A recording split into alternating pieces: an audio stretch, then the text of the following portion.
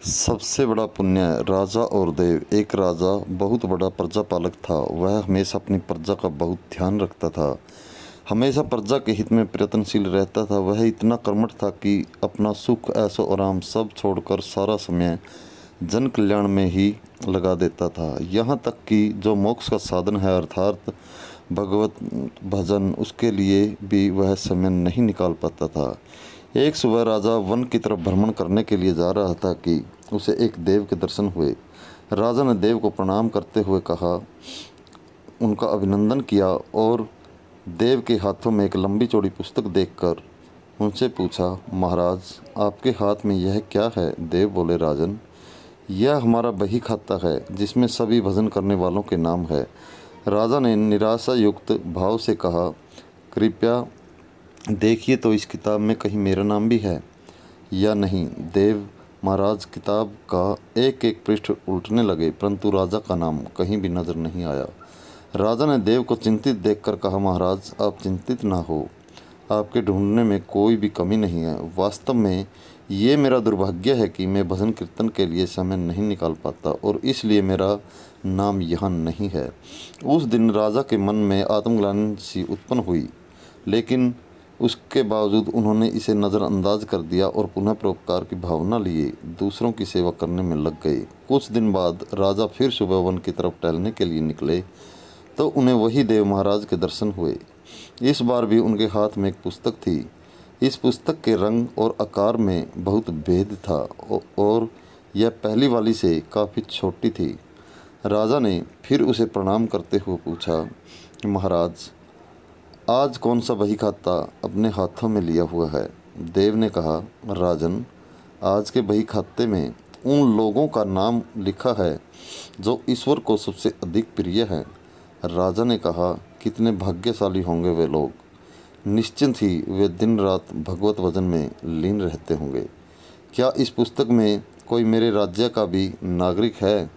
देव महाराज ने बही खाता खोला और ये क्या, पहले पन्ने पर पहला नाम राजा का ही था। राजा ने आश्चर्यचकित होकर पूछा, महाराज मेरा नाम इसमें कैसे लिखा हुआ है? मैं तो मंदिर में कभी कभार ही जाता हूँ। देव ने कहा, राजन इसमें आश्चर्य की क्या बात है? जो लोग निष्काम होकर उपकार में अपना जीवन अर्पण करते हैं, जो लोग मुक्ति का लोभ भी त्याग कर प्रभु के निर्बल संतानों की सेवा सहायता में अपना योगदान देते हैं, उन त्यागी महापुरुषों का भजन स्वयं ईश्वर करता है।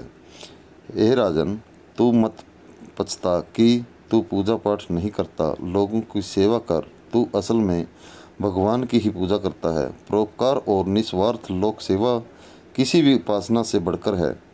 देव ने वेदों का उदाहरण देते हुए कहा, कर्म करते हुए 100 वर्ष जीने की इच्छा करो तो कर्म बंधन में लिप्त हो जाओगे। राजन भगवान दीन दयालु है, उन्हें खुशामद नहीं भाती बल्कि आचरण भाता है।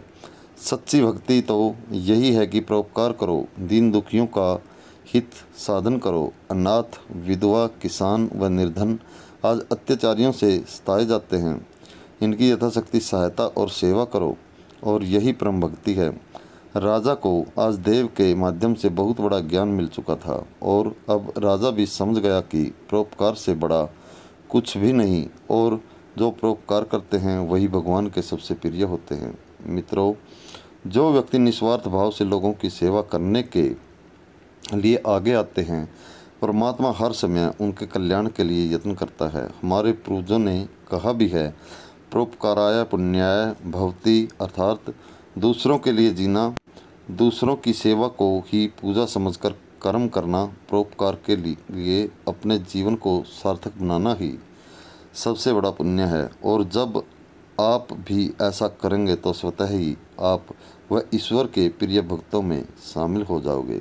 दोस्तों, ऐसी ही मोटिवेशनल और कल्याणकारी गुणकारी कहानियाँ सुनने के लिए हमारे चैनल को सब्सक्राइब करें और बेल आइकन को प्रेस करें ताकि आगे आने वाली वीडियो का नोटिफिकेशन आपको मिलता रहे। दोस्तों, कहानी को लाइक करके शेयर करना न भूलें। तब तक के लिए जय हिंद।